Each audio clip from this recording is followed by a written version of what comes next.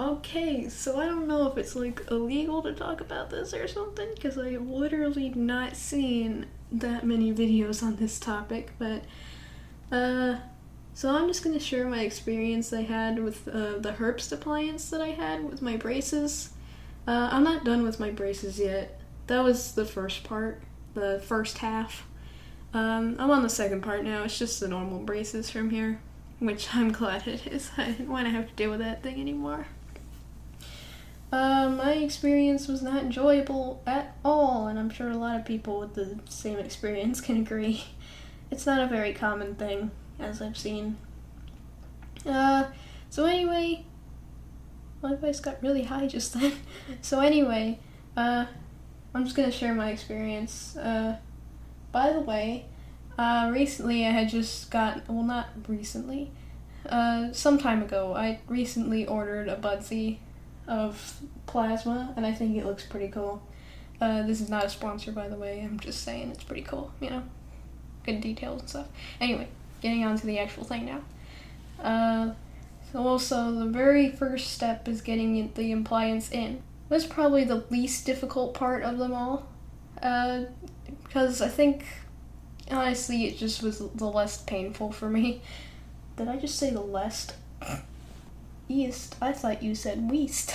Anyway, when I had first gotten it in, what they did was, like, they got a bunch of, the molar bands. Those people with braces know what molar bands are. Basically those metal thing that goes around your molars to hold the wires. They basically had to take measurements of my molars with those. They didn't glue them on, obviously, because they were just gonna, what they did was they just popped them on my molars and just popped them back off and took measurements. And usually they would ask me, is it tight? And I'm like, yes. And they were like, alright, let's make it bigger. I'm like, come on, man, it's something surrounding my teeth, of course it's tight. Anyway, and once they finally got the measurements for all the molars, they finally put in the actual crown. And when I say crown, I mean it's like an actual crown.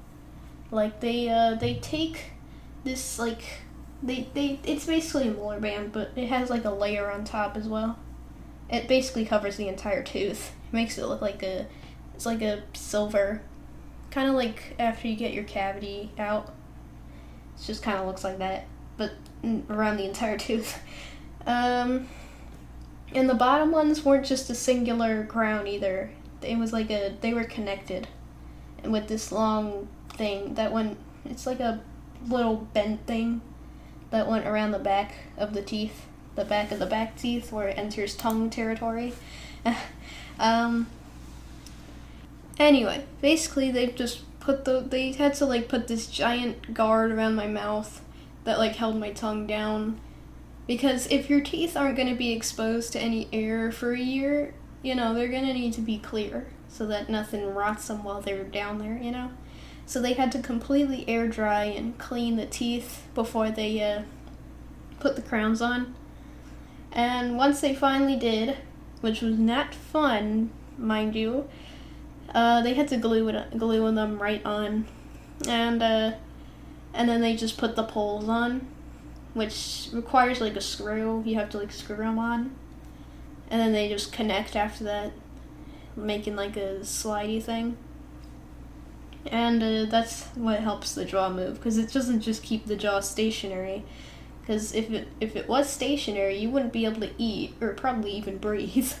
And yeah, I had to deal with that. And after that, they just put on the rest of the braces, and they just let me out. And I had to wait for a year before getting them off. Now, my experience during the time when I had the Herbst was not fun. That was the least fun part, I think. The most difficult.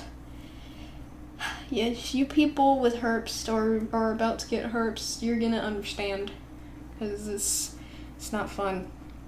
Basically, the first week or first 2 weeks, it's really hard to chew things. You have to start off with yogurt and mashed potatoes and rice and just really, really soft things, and ice cream if you're daring enough. Yeah, and basically you just you have to get used to it, because basically what the Herbst does is it pulls your jaw, it tugs on it. doesn't like tug on it, but it pulls it, you know? It moves it over the course of a year. And of course, if I didn't get this thing, they said that I would have problems later on in my life, so I couldn't object to it or anything. I was just like, alright, let's get it.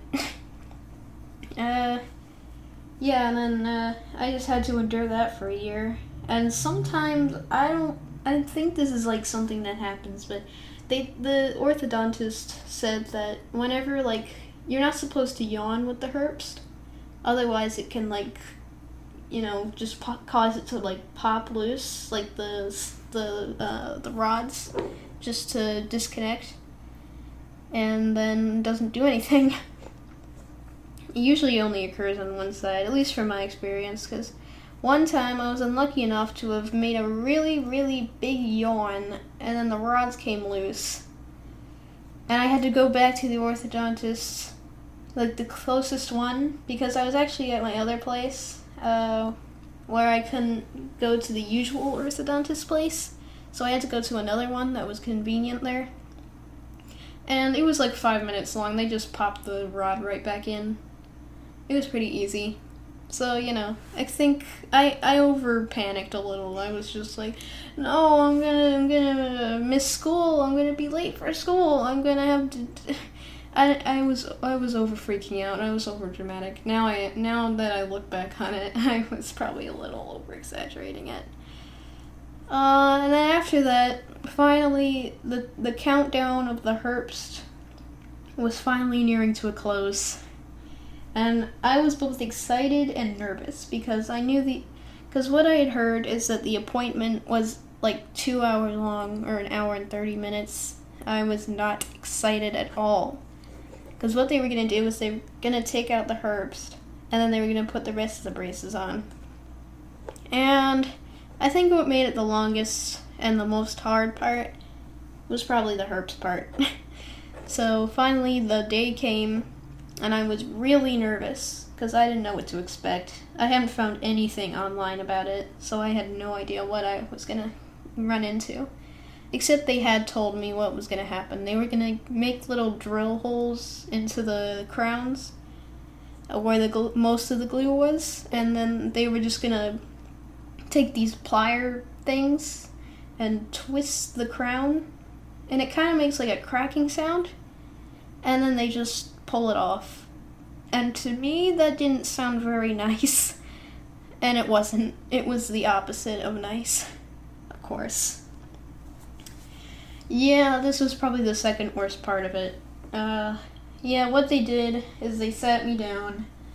They first started off with this tiny little drill that made like a light buzzing sound, and they told me to open my mouth really wide. And they didn't take off the rods. I'm not really sure why. I guess they just figured it'd be easier just to keep them on. I didn't think so. They told me to open my mouth as wide as I could without, you know, like, I don't know, just as wide as I could.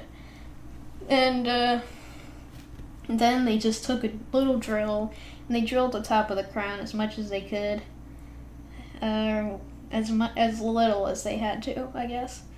And then they just took these pliers, and I had to take a lot of breaks because I was not prepared for this, not at all. I kept asking for breaks, and also there was like some blood, which was normal because the gums were irritated. And then finally came the plier part where they had twisted the crowns off. And they said that the sound was normal, it was just the glue coming off. And I was like, no, that sounds my tooth coming out of my jawbone, you know? I don't like that sound. And finally, after many, many breaks and tears, they finally got the Herbst out. And I was so happy.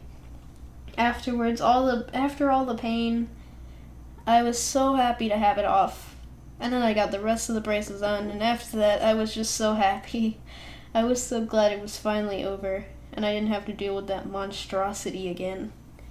And the orthodontist who was working with me, first of all, she was really nice.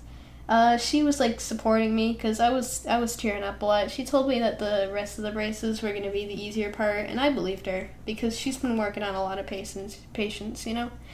And you know, she just kept asking me why I was kind of nervous, and I was like, I don't even know why I'm nervous.